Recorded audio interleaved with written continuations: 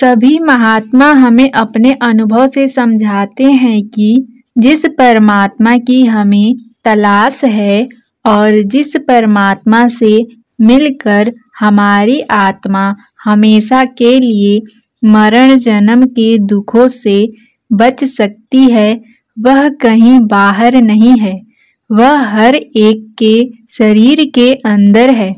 जिसे मिला है अपने अंदर ही मिला है और जिसे भी मिलेगा अपने अंदर ही मिलेगा। इसलिए अगर कोई लैबोरेटरी या प्रयोगशाला है जिसके अंदर जाकर हमें परमात्मा से मिलने की खोज या रिसर्च करनी है, तो वह केवल हमारा शरीर ही है। गुरु अर्जुन देव जी फरमाते हैं, सब किछ घर मह बाहर नाही, बाहर लौटे सो भरम भुलाई। जिस परमात्मा ने सारे जग को जीवन दिया है, इस सृष्टि की रचना की है और जो सबका दाता है, सबकी संभाल और रखवाली करता है, वह परमात्मा इस शरीर के अंदर रहता है। हमारा यह शरीर केवल आत्मा के रहने की ही गुफा नहीं है, वह परमात्मा भी जो अलख और अगम है, इस गुफा यानी शरीर के अंदर ही है। फिर एक और स्थान पर अब फरमाते हैं, वह परमात्मा खुद हमारे शरीर के अंदर बैठा हुआ है। हम उसे बाहरी आँखों के द्वारा बाहर ढूंढने की कोशिश करते हैं। वह हमें कैसे नजर आ सकता है? हम मनमुख हैं, मुग्ध और गंवार हैं। जो चीज हमारे घर के अंदर है, हम उसे बाहर ढूंढ रहे हैं। कबीर साहिब का भी यही अनुभव है। जिस तरह तिलों में तेल है और पत्थरों में आग है, उसी तरह परमात्मा भी हमारे शरीर के अंदर है। जिस प्रकार आँख के अंदर पुतली है, उसी प्रकार इस दुनिया को बनाने वाला भी हमारी देह के अंदर है। हम लोग मूर्ख हैं, अंधे हैं, उसे अपने शरीर के अंदर तो ढूंढते नहीं, बाहर तलाश करने की कोशिश करते हैं। जिसकी खोज के लिए हम जंगलों पहाड़ों में भटकते फिरते हैं, जिसे हम मंदिरों मस्जिदों में ढूंढते फिरते हैं, वह हमारे शरीर के ही अंदर है। हमारे और मालिक के दरमियान भ्रम का पर्दा है, इसलिए वह हमें दिखाई नहीं देता। इसी प्रकार महात्मा चरणदास जी का अनुभव है। इसी प्रकार तुलसी साहिब, जो उत्तर प्रदेश में दक्षिणी बाबा के नाम से बड़े प्रसिद्ध महात्मा हुए हैं, अपनी वाणी में कहते हैं कि उस परमात्मा की तलाश में बाहर भटकते फिर रहे हो। परमात्मा हर एक के अंदर है और अपने तक पहुँचने का रास्ता भी परमात्मा ने हर एक के अंदर ही रखा है। ईसा मसीह ने भी बाइबल में यही समझाया है, खुदा की बादशाहत तेरे अंदर है। पलटू साहिब का भी यही अनुभव है। साहिब साहिब क्या करे, साहिब तेरे पास। वह परमात्मा तो 24 घंटे तुम्हारे साथ तुम्हारे अंदर है। फिर तुम बाहर किसे दिन रात ढूंढते फिर रहे हो। गुरु अमरदास जी फरमाते हैं, सदा हुजूर दूर न जाहो, गुरु शब्दी हर अंतर पछताओ। जिस परमात्मा ने दुनिया की रचना की है, वह 24 घंटे तुम्हारे साथ साथ है। लेकिन हम दुनिया के जीव अपनी देह के अंदर जाकर कभी परमात्मा की खोज करने की कोशिश नहीं करते। हमेशा उसे या तो जंगलों और पहाड़ों में ढूंढने की कोशिश करते हैं या ग्रंथ पोथियों में से पाना चाहते हैं। यह समझते हैं कि वह गुरुद्वारों, मंदिरों, मस्जिदों या गिरजाघरों में ही मिल सकता है। कभी विचार आता है कि वह कहीं आसमानों के पीछे छिपा बैठा है, लेकिन जिस जगह वह परमात्मा है उस जगह तलाश नहीं करते। गुरु अमरदास जी फरमाते हैं, जो मालिक के असली भक्त और प्यारे हैं, जिनको किसी संत महात्मा की संगति मिल चुकी है, वे परमात्मा को शरीर या देह के अंदर ढूंढते हैं। बाकी सब दुनिया के जीव भ्रमों में फंसकर यहीं भूले फिरते हैं। हम पत्थर और ईंटें इकट्ठी करके मस्जिद या मालिक के रहने की जगह बना लेते हैं और उसके ऊपर चढ़कर मौलवी ऊंची ऊंची बाग देखकर परमात्मा को पुकारते हैं, जैसे परमात्मा बहरा है और हमारी आवाज उस तक नहीं पहुंच सकती। अब समझाते हैं कि हे मुल्ला, वह खुदा बहरा नहीं है। जिस खुदा के लिए तू इतने जोर जोर से चिल्ला रहा है, वह तो तेरे अंदर ही मौजूद है। मुसलमान उस खुदा को मस्जिद के अंदर ढूंढ रहे हैं। हिंदू मंदिरों में उस परमात्मा की तलाश कर रहे हैं। सिख और ईसाई गुरुद्वारों और गिरजों में जाकर खोज रहे हैं, लेकिन वह अलख पुरुष तो उनके शरीर के अंदर ही है और अंदर ही मिलेगा।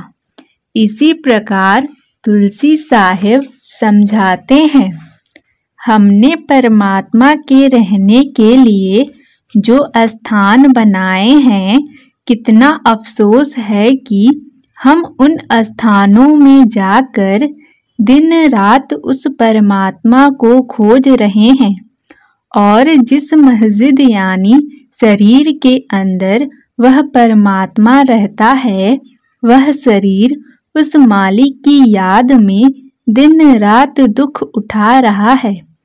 अगर कोई सच्चे से सच्चा गुरुद्वारा, मंदिर, मस्जिद या गिरजा है, वह केवल हमारा अपना शरीर है।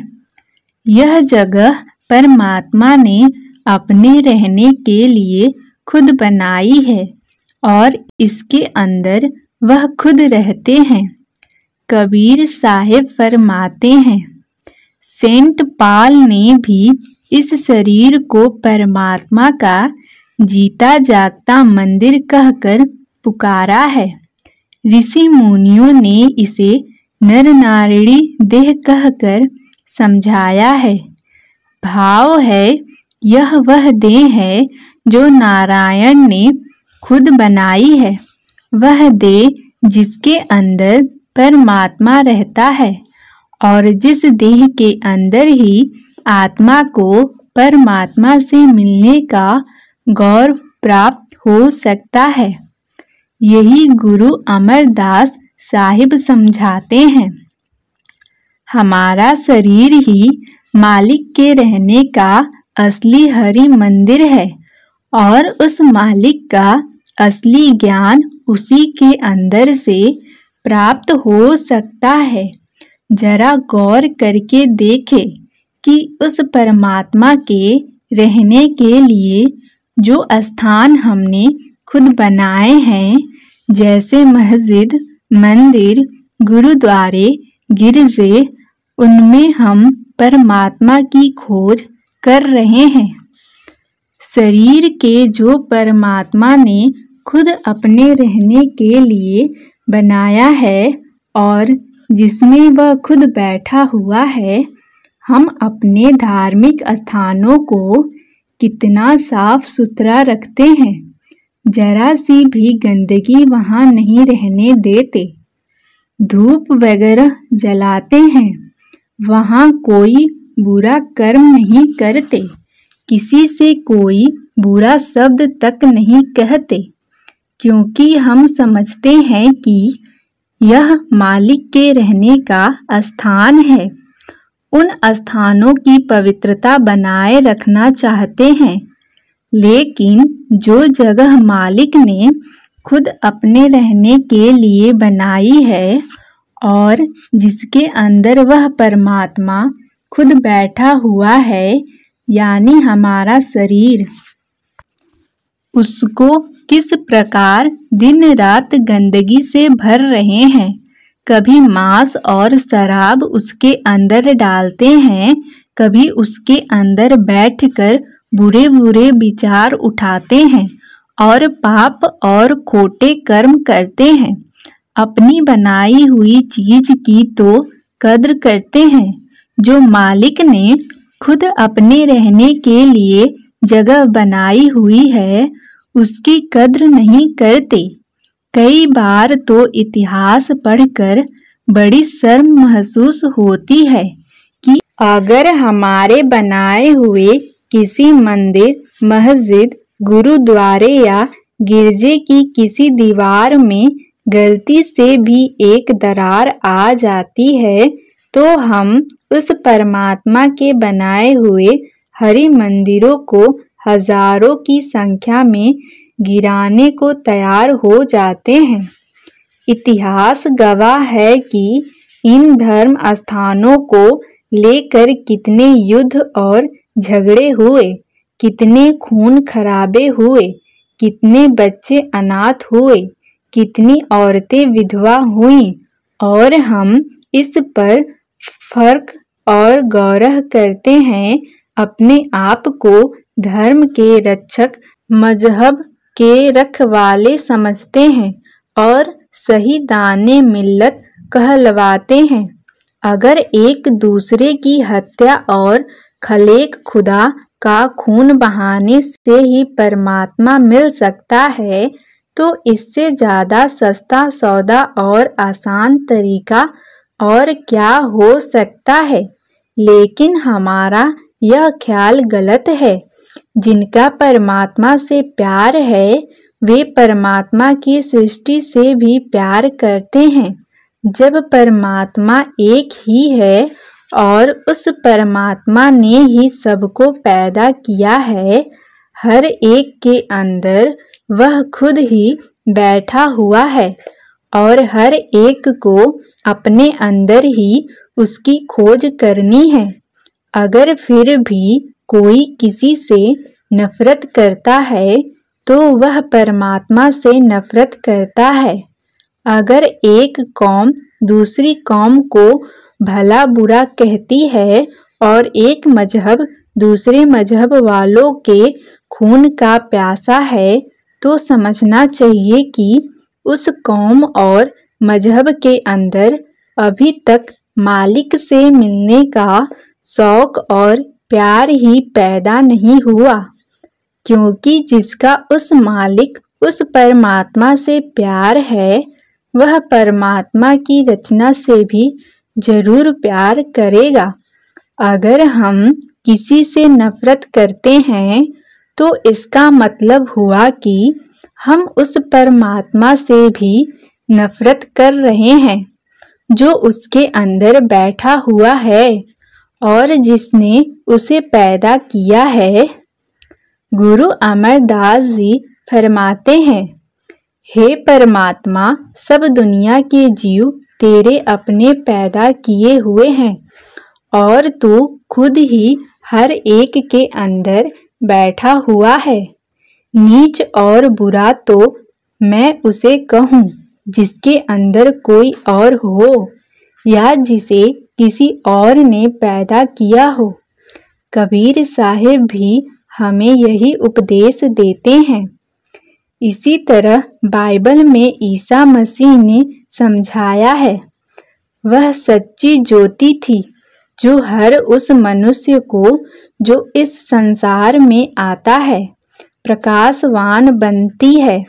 वह जगत में था और उसी ने जगत को रचा, परंतु जगत ने उसे नहीं जाना। उस परमात्मा का नूर और प्रकाश हर एक के अंदर है। न कोई बुरा है न कोई अच्छा है, सब अपने अपने कर्मों के अनुसार अपना अपना हिसाब दे रहे हैं। इसलिए महात्मा समझाते हैं कि उस परमात्मा की खोज बाहर नहीं बल्कि अपने शरीर के अंदर ही करनी चाहिए और किसी से नफरत नहीं करनी चाहिए।